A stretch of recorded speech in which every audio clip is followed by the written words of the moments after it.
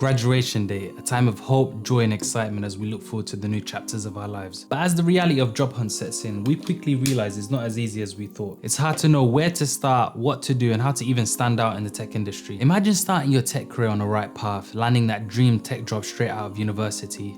Does that sound too good to be true? I've done it and let me show you how. Hey, welcome to the channel. My name is Alabe, a system engineer based in the UK, and in this channel we delve into the worlds of tech, tools and productivity strategies to turn our dreams into reality. In this video, I'll help you guys in 5 steps how to land that dream tech job straight out of university. So let's start off with number 1, which is building a strong resume or CV. And if you think about it, the first step has to always be the CV, because when you submit your application, the first thing that they'll see is what have you written down. The CV or resume is probably one of the most important part of your application because this gets to represent who you are. So when thinking about your CV, the first thing to understand is make sure you're tailoring that specific CV to the exact job that you're applying for. So if you're applying for a software engineer role, make sure your CV resume represents that. Or if you're doing networking, no matter what it is, make sure that it says exactly the skills, the technical understanding, key phrases that's used in the industry, put them all in there. It's also important to include any coursework or any internships or placement years that you've had,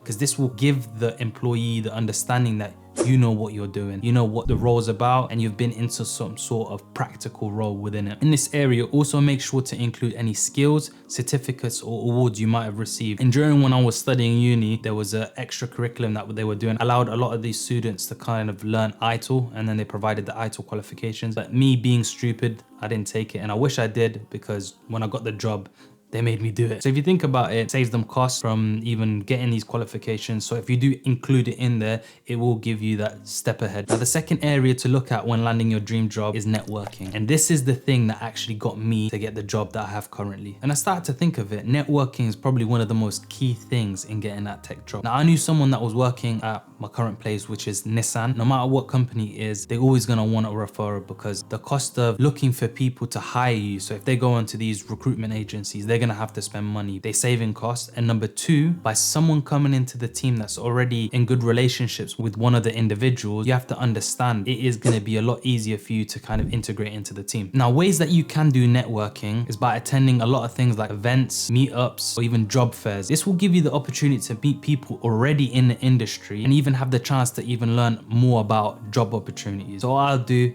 make sure you go there, jot everyone's names, get their phone numbers, and start connecting. Another thing that you can do by networking is joining online groups. Then there's so many. I've joined a few of them. There's some in LinkedIn. A good one that I joined was Sitch, was doing it in my community, which was Somalis in tech. And another way to network is by asking your professors, because you might not know who your professor knows. They know a lot of people, so they could easily find that job opportunity for you. And as they already know your skills, they will direct you on the right path. Now moving on to the third step, which is learning a new skill. The industry is constantly evolving. You're gonna get new technologies, new methodologies, different approaches to how you're doing work, meaning it's key for you to keep an eye on what's trending at the moment and the demands that they're looking for constant. During when I was starting my role, things like DevOps was popping up, so I kind of built my understanding on that. And if you think about it, there's so many courses online, free on YouTube. There's even Web3 schools. You've even got like Code Academy. There's so much resources on the internet where you can get for free. This will give you the upper hand for the employee to choose you rather than another candidate. And it's always key to be marketable. And don't think about picking up a new skill.